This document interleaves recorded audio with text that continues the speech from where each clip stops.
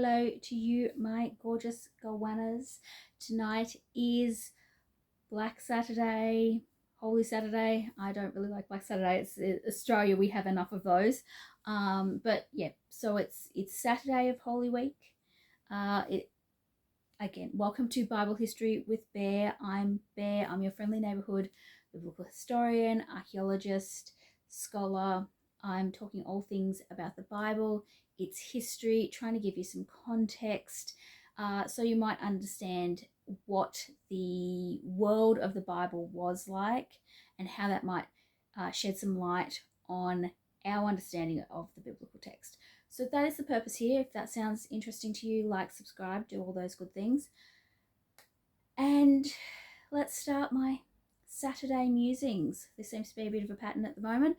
I don't know whether it will continue, but we'll see. So it is Holy Saturday. It is that Saturday between Good Friday and Easter Sunday, or Resurrection Day, depending on, how you phrase it. And it's this weird in-between day. It's not celebrating the death of Jesus. It's not celebrating the resurrection. It's this weird day in between. And it would have been this really weird day in Jerusalem almost 2,000 years ago with the disciples and the various followers and loved ones of Jesus. They've just witnessed his death. And that is traumatic for them. They would have been scared. They would have been grieving. They would have been confused.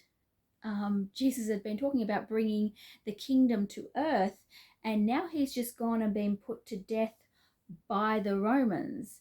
Many of his followers, perhaps not so many in the disciple group themselves, although we do see some elements of that, but certainly in that wider group of followers, they saw him as a revolutionary. And what comes from a revolutionary movement when the leader dies? Will this continue? Do you just go back to your own lives? You followed this guy for 3 years. What do you make of that? So this is this place where it is an in-between, a consistent in-between, where they have witnessed the death, but they have not come to the hope of resurrection. So this is where we're placing them, in this time period in between. And so often we'll gloss over these sorts of time periods in our own lives, and particularly in the church, we have a tendency to do this thing of spiritual bypassing, like, oh, it's all going to be okay. But in that moment, they didn't know it would be okay. In fact, they probably thought that it was over, that this movement that Jesus had started, his teachings, his miracles, all of that would just fade into history, like so many had gone before. So when you're reading, say, Josephus and other accounts of this first century Judaic world, there are so many who claim to be messiahs, who lead these revolutionary movements, and who go on to meet sticky ends like Jesus did, and their movement dies. So as the disciples are sitting there wondering what is going to happen, that's probably what's going through their minds.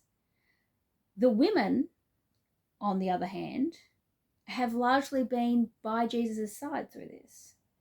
They are there when he dies. They are there when he is buried. And they will be there tomorrow morning when he is resurrected. They will be the witness to the empty tomb. So they have a differing story in this to the men, and there are reasons for that. There are reasons why the men are not at the cross. There are legitimate reasons why the men are not at the cross. It was very common for the Romans to round up followers, particularly the close followers of a revolutionary. Remember, Jesus is put to death as King of the Jews. That is not a, oh, he was the Messiah, although that was the charge laid against him by the Jewish court.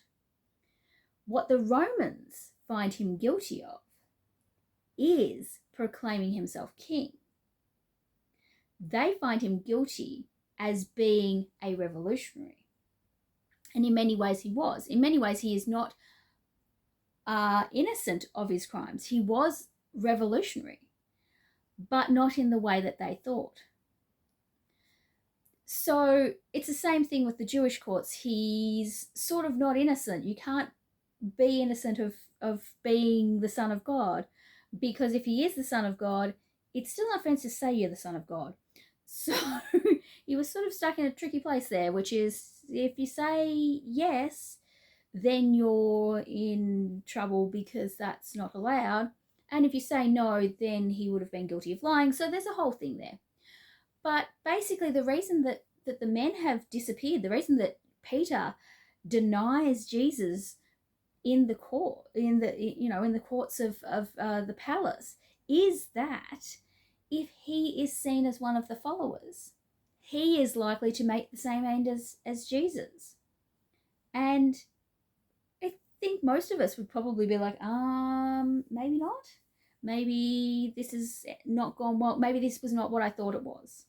Maybe they're having doubts. Maybe they're sitting there weeping for their friend. Maybe they're grieving. Maybe they're just confused. We really don't know. The gospel accounts don't have a lot about this. It sort of just goes from the death and the burial to the resurrection. We don't have them sitting, and we don't have what happens in this period. It's glossed over. And so often we do that in the church. We gloss over this sort of period of uncertainty, unknown, and we don't necessarily deal with the fear and the just the pain of grief, the pain of change. Change can be painful, change can be scary, change can be all those sorts of things. And going from one thing to another is difficult, even if the next thing that is coming is better. If you're not sure of what the next thing coming is, that in and of itself is scary. We've all been in those positions. We've all been in that place where you're somewhere in between. Something has ended and something hasn't yet begun. And that's the place that the disciples find themselves in this place in the in-between. I was talking to someone today about it because I'd posted earlier today on my Instagram a little bit about this and my thoughts about it. And I put it this way to them. It was, the sun will rise, but they can't see the sun yet. They can't see the light yet. And the only thing that will allow them to see the light is time, right? The resurrection will come. The sun will rise. But the difference is they just can't see it. At the point they're at, even if they have hope that the sun will rise, they can't see the light. They're still walking in this dark, confusing place. And sometimes you just have to keep walking. Sometimes we just have to keep going through that dark and stormy night and hope for the breaking of dawn. So that's my thoughts for this Saturday. I'm wishing you all a very happy Easter. Whatever else, I'm blanking on my Greek at the moment. But all of those good things. I have learned various languages in the past, and I should be able to say happy Easter in very many languages at this point. But I'm blanking on them all at the moment. Probably because I'm sleep deprived. I have a little puppy that I'm house sitting, that I'm pet sitting at the moment, and he's gorgeous. He's adorable. I love him to death, but he kept me up very late last night because he refused to go to bed. And then I got up very early this morning to let him out and to play with him and all of that. And so it's been a day. So anyway, that is all. I can't wait to see you all next time. I'll do some more tomorrow. Hopefully I'll remember to post this on YouTube. I forgot some of the earlier ones this week, so I might go back and post them. Otherwise, you can find things on my Instagram, Bible History with Bear on Instagram. If you're looking for things, I also have it on Facebook, if that's easier for you. So, I don't know, find them. They're easy to find. Bible History with Bear, that's where I am everywhere. So, look that up. And of course, if this sort of thing interests you, I think this week I've done various bits and pieces about, I think I did the garden tomb over on my Instagram, and a little bit about whether or not there was a